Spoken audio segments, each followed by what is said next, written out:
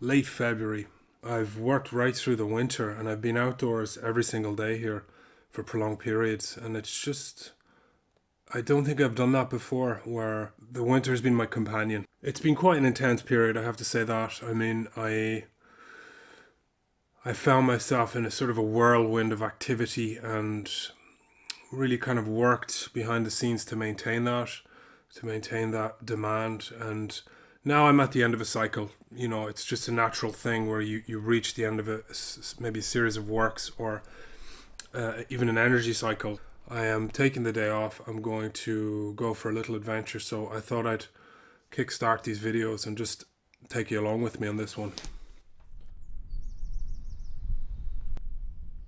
Came to a place here called Loch Bow, which is a really, really small lake in Sligo. And just across the hill here, there's another lake called Loch Nassoul, and it's even smaller and it actually drains. It disappears at certain times of the year. So not much to it here. Just wanted to come and sort of explore a new area.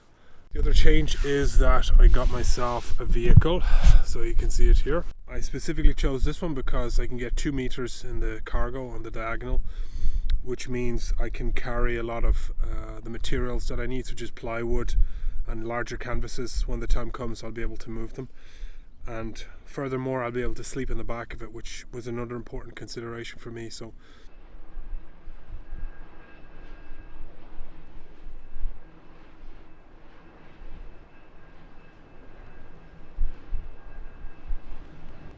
every day since I arrived in this location, it's almost 5 months ago anyway, 6 months ago, these turbines represented the furthest horizon that was visible. So, I mean, every morning when I walk the dogs around the lake, this is the furthest hill that I can see. And I had planned to chart this area one day to get here. So I even looked at a bicycle, and it would have been about 45 kilometers by bike, a lot of hills.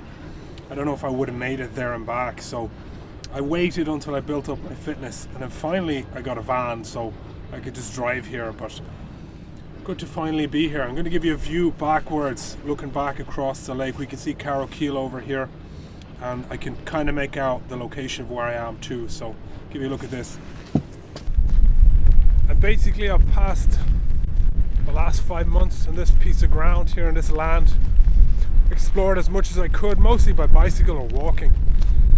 Now I guess the next step for me is going to use this van. It's going to open up a lot more possibilities. A little bit of insulation, and going to rig out some kind of sleeping system. It feels like a natural end here, and there's a kind of a mourning and a passing, and it's always hard to accept that because, I mean, for the previous 5 months the singular focus has been the creation of this work, of these paintings, and to get the best hours of the day in the studio and to build everything around that. And to that end, I did that, and it sort of gives you a simplicity of focus. Like you kind of strip away all of these extraneous desires, and you just become very single-minded in pursuit, I guess, of a body of work. I mean, I spent so much time looking at the horizon, just noticing it, I guess, from the studio or from walking with the dogs. And so it's like casting off this energy off onto that horizon. And finally, now that I'm here to connect it, you see that all of that energy and those imaginings that you put on that horizon, they don't add up. They don't substantiate you in the way that you think they might. It's just this very simple faraway hills idea. So the best thing to do with your energy is to keep it in your immediate sphere where you are here and now, which is easier said than done, obviously. It's a daily practice just to be attentive. Where are your thoughts going? Where are you sending your energy? And can you call some of that back? You know, that's the thing. And I think it's really taken all this energy, this focus, this vitality, and I've cast it into the work, and now I need to cut it off and just sort of let it be in the world. Whatever that means, I don't know. But